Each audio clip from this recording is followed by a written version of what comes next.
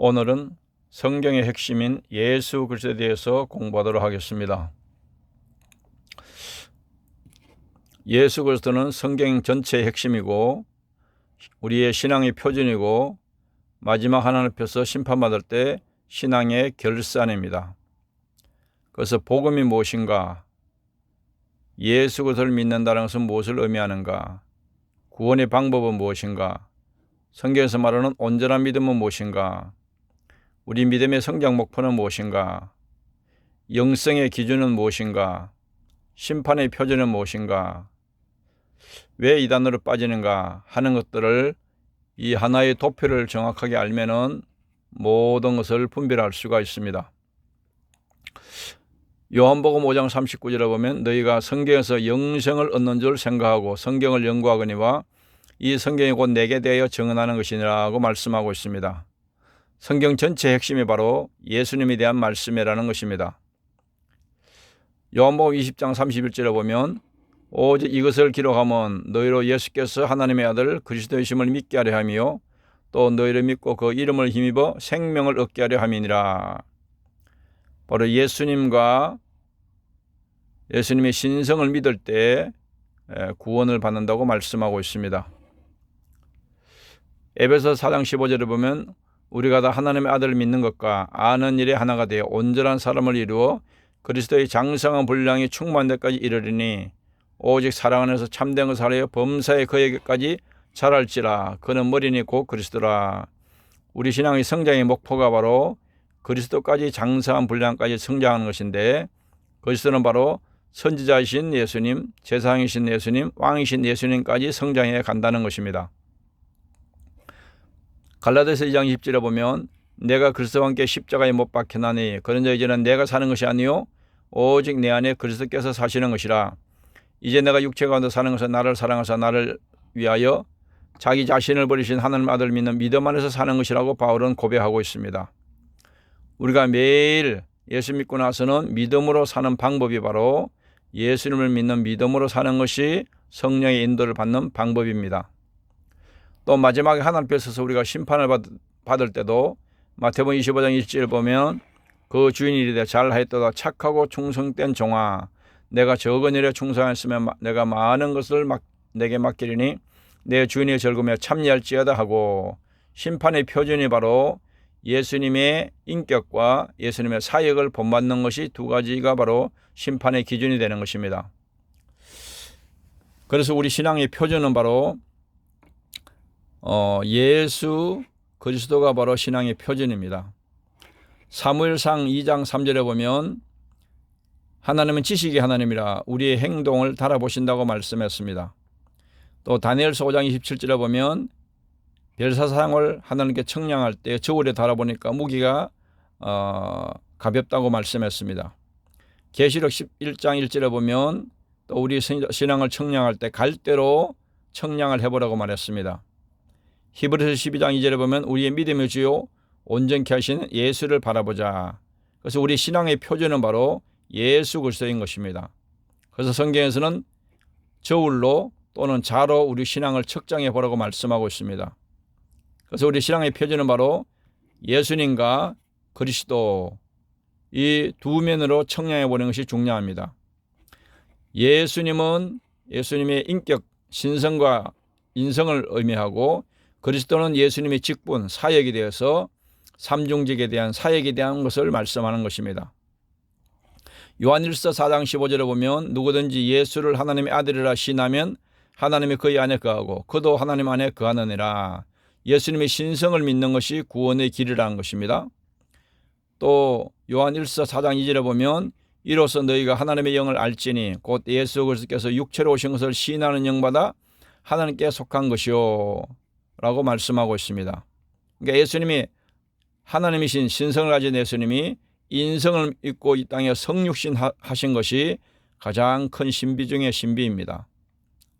이것이 바로 기독교의 성탄을 의미하는 것입니다. 그래서 예수님을 믿는 것은 바로 예수님의 신성과 인성을 믿는다는 것을 의미하는 것이고 그리스도를 믿는다는 것은 예수님의 3대 사역, 선지자, 제사장과 왕적인 3대 사역을 믿는다는 것을 의미합니다. 그래서 예수님과 그리스도는 뗄 수가 없는 것입니다. 예를 들면 대통령, 윤석열, 대통령 그러면 윤석열은 예수에 속한 것이고 대통령은 직분에 속한 것입니다. 이 둘은 뗄 수가 없는 겁니다. 베드로가 신앙 고백할 때도 마태복음 16장 16절에 시몬 베드로가 대답하여 이르되 주는 그리스도시요 살아계신 하나님의 아들이십니다. 그리스도라는 삼중직에 대한 신앙 고백과 그 다음에 하나님의 아들이라는 신성을 고백한 겁니다. 마태복음 4장 23절에 예수님의 3대 사역도 예수께서 온 갈릴리에 두루다니사 그들의 해당에서 가르치시며 천국 복음을 전파하시며 백성 중에 모든 병과 모든 약한 것을 고치시니라. 예수님의 공생의 3대 사역이 가르치는 선지자 사역과 천국 복음을 전파하는 제상적 사역과 모든 병을 고치는 왕적인 사역을 한 것입니다. 그래서 우리가 점수로 따져보면 예수님을 믿는 거 100점, 그리스도를 믿는 거 100점, 이 두 가지가 합쳐서 천국에서 온전한 하나님께서 우리의 믿음에 대한 심판을 하시는 겁니다. 그래서 우리가 예수님을 본받는다는 것은 선지자적인 예수님의 인격과 선지자적인 예수님의 사역을 믿는 것을 의미합니다. 또 제사장적인 예수님의 인격과 제사장적인 예수님의 사역을 본받는 것을 말합니다. 또 왕적인 예수님의 인격과 왕적인 사역을 본받는 것이 바로 예수님을 온전하게 바로 믿는 것입니다. 그래서 우리가 어떤 분들은 예수님만 계속 강조하면은 예수님의 인격만 강조하는 것이고 또 그리스도만 계속 강조하는 것은 사역을 강조하는 겁니다. 그래서 이것은 항상 같이 가야 되는 겁니다. 동전의 양면과 같이. 예수님이 존재하기 때문에 그리스도의 사역이 있는 것이지 예수님이 존재하지 않으면 그리스도의 사역도 없는 겁니다. 그래서 그리스도만 강조하면은 예수님의 존재를 무시하는 예수님의 신앙을 반쪽으로 만드는 겁니다. 그래서 성경에서 말하는 온전하게 예수님을 믿는 것은 예수님의 인격과 예수님의 사역을 믿는 것을 온전한 신앙으로 말씀하고 있는 겁니다. 그래서 예수님의 선지자의 사역을 보면 마태복음 21장 11절에 보면 무리가 이르되 갈릴리 나사렛에서 나온 선지자 예수를 하니라. 이것은 이미 신명기 18장 15절에 예언된 겁니다. 내 하나님 여호와께서 너희 가운데서 내 형제 중에서 너를 위하여 나와 같은 선지자 하나를 일으키시리니 너희는 그의 말을 들을지니라. 신명기에서 예언한 말씀이 바로 예수님이 선지자로 오셔서 성취하신 겁니다. 그래서 선지자에게 가장 중요한 인격은 참된 지식과 지혜, 하나님에 대한 지혜와 지식을 가지고 선한 생각을 하면서 정직하게 하나님의 말씀을 가르치고 전파하는 것이 바로 선지자의 사역입니다. 그래서 선지자가 거짓말을 하게 되면은 이는 거짓 선지자가 되는 겁니다. 그래서 선지자에서 가장 중요한 인격은 바로 정직한 겁니다. 하나님의 진리를 가감없이 전할 수 있는 정직한 인격을 가지고 하나님의 말씀을 바르게 전하는 것입니다. 골로새서 2장 3절에 보면 그 안에는 지혜와 지식의 모든 보화가 감춰져 있느니라. 또 고린도서 1장 24절에 보면 오직 부르심을 받은 자들에게는 유대인이나 헬라인이나 그리스도는 하나님의 능력이요 하나님의 지혜니라. 예수님 안에 하나님의 모든 지혜가 있다는 겁니다. 그래서 하나님이신 지혜를 가지고 하나님의 말씀을 바르게 전파하는 것이 바로 선지자적인 사역인 겁니다. 그래서 말씀 바르게 가르치고 또 영적 분별을 바르게 하고 하나님께서 잘 분별하고 판단하는 것입니다. 그래서 예수께서 모든 도시와 마을에 두루다니사 그들의 해당에서 가르치시며 천국 복음을 전파하시며 모든 병과 모든 약한 것을 고치시니라. 이것이 바로 마태복음 9장 35절에 예수님의 3대 사역입니다. 또 마가복음 4장 33절에 보면 예수께서 이러한 많은 비유로 그들의 알아들을 수 있는 대로 말씀을 가르치시되 라고 말씀하고 있습니다. 그래서 선지자적인 천국에서 상을 받으려면 선지자적인 인격을 닮아야 되고 선지자적인 사역을 닮는 것이 바로 예수님을 닮는 겁니다. 두 번째, 제상적인 예수님을 믿고 닮는 것은 뭐냐면 히브리서 2장 17절에 보면 그러므로 그가 범사의 형제들 같이 되심이 마땅하도다. 이는 하나님의 일에 자비하고 신실한 대제사장이 되어 백성의 죄를 속량하려 하심이라. 제사장에서 가장 중요한 것은 거룩과 성결입니다. 그리고 겸손과 온유와 사랑과 용서의 마음, 자비와 긍휼과 축복하는 것이 바로 제사장적인 인격입니다. 이런 마음을 가지고 예수님은 십자가의 피로 죽기가 자신을 희생하셔서 우리를 모든 죄와 저주에서 해방하시고 저주를 해결하시고 또 적극적으로 복음을 전파하시고 또 우리를 섬기고 또 올라가시면까지 우리를 축복하신 것이 바로 제사장적인 사역입니다. 제사장 인격을 보면은 사도행전 4장 27절에 보면 과연 헤롯과 본디오 빌라도는 이방인과 이스라엘 백성과 합시하여 하나님께서 기름 부으신 거룩한 종 예수를 거슬러 예수님을 거룩한 종이라고 말하고 있습니다. 또 마태복음 11장 29절에 보면 나는 마음이 오냐고 겸손해 나의 멍에를 보고 내게 배워라 그러면 너희 마음이 쉼을 얻으리니. 그래서 제사장죄로서 겸손하고 온유한 것은 바로 제사장적인 그런 인격입니다. 또 사랑과 용서의 마음, 자비와 긍휼의 마음이 바로 제사장이 갖추어야 할 거룩한 인격인 것입니다. 그래서 그런 인격을 가지고 요한복음 19장 30절에 예수께서 신포도주를 받으셨는데 이르시되 다 이루었다 하시고 머리를 숙이니 영혼이 떠나가시니라. 십자가에서 죽기까지 우리를 위해서 희생하신 겁니다. 로마서 15장 16절을 보면 바울은 복음 전파하는 것을 바로 제사장적 사역이라고 말하고 있습니다. 이 은혜는 곧 나로 이방인을 위하여 그리스도 예수의 일꾼이 되어 하나님의 복음의 제사장 직분을 하게 하사 이방인을 제물로 드리는 것이 성령 안에서 거룩하게 되어 받으실 만하게 하려 하심이라.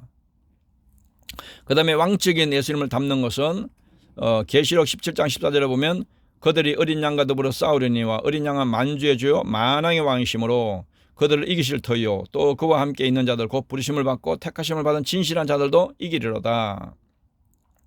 예수님이 만왕의 왕으로서 왕적인 왕으로 오셨는데 그 왕적인 인격의 가장 중요한 것은 공의로운 성품입니다. 공의와 하나님과 같은 능력과 하나님을 의지하고 하나님 뜻을 하는 뜻에 대한 마음을 가지고 있는 것이고 하나님 뜻에 대한 결심과 인내와 충성과 절제가 왕이 갖춰야 할 그런 인격입니다. 이런 인격을 가지고 예수님은 사역할 때 기도하시고 병전자를 치유하시고 사탄을 물리치시고 영적 전쟁에서 승리하시고 죽기까지 순종하시고 부활하시고 재림하시고 또 제자훈련 사역을 하신 것이 바로 예수님의 왕적인 사역에 속한 것입니다. 그래서 항상 선지자적인 인격과 사역이 필요하고 제사장적인 인격과 사역이 필요하고 왕적인 인격과 사역이 필요합니다. 사역을 아무리 잘해도 하나님 앞에서 심판을 받을 때 사역은 선지자는 사역을 잘해서 말씀을 잘 가르쳐도 여기서는 100점 맞는데 여기는 빵점을 맞을 수가 있습니다. 또 제사장적 사역을 복음을 잘 전하고 사역을 아무리 잘해도 인격이 안 됐으면 이 부분에는 빵점이 될 수가 있습니다. 또 왕적인 사역을 아무리 잘해도 왕적인 인격이 없으면 이 부분에서는 빵점이 될 수가 있습니다. 그럼 천국에서 우리가 상급을 받고 심판받고 결산받을 때 주님이 착하고 충성된 종아 이 두 가지 방면에서 심판을 합니다. 그래서 이게 다 만점을 받으면 예수님의 인격과 예수님의 사역을 믿으면 100점 100점 또 선지자 인격의 100점 선지자의 사역의 100점 제사장적인 인격의 100점 제사장적인 사역의 100점 왕적인 인격의 100점 사역의 100점 그래서 100점 200점 300 400 500 600 700 800 800점을 천국에서 최고 만점으로 생각한다면은 이것이 평균적으로 점수를 결산해 가지고 천국에서 우리의 영원한 상과 영광이 결정되는 겁니다. 그래서 인격을 무시하면은 사역을 100점 받아도 400점밖에 안 되고 이 축복이 상급이 다 날아가는 겁니다. 그래서 우리가 예수를 믿을 때 예수님의 인격과 사역을 믿는 것이 너무너무 중요한 것입니다. 그래서 이것이 성경 전체의 핵심입니다. 성경 전체에. 그래서 예수 그리스도에게 내 신앙을 잘 비교해 보면은 우리의 영적 현주소가 내 믿음의 수준이 그대로 드러나게 되는 겁니다. 그래서 하나님은 우리가 모든 신앙의 기준이 바로 예수님에게 적용해 봐야 예수님의 인격과 예수님의 사역에 대해서 적용해 봐야 정확한 우리의 신앙의 현주소가 나타나게 되는 겁니다. 이것이 바로 우리 하나님께서 우리에게 요구하는 완전한 신앙의 표준입니다.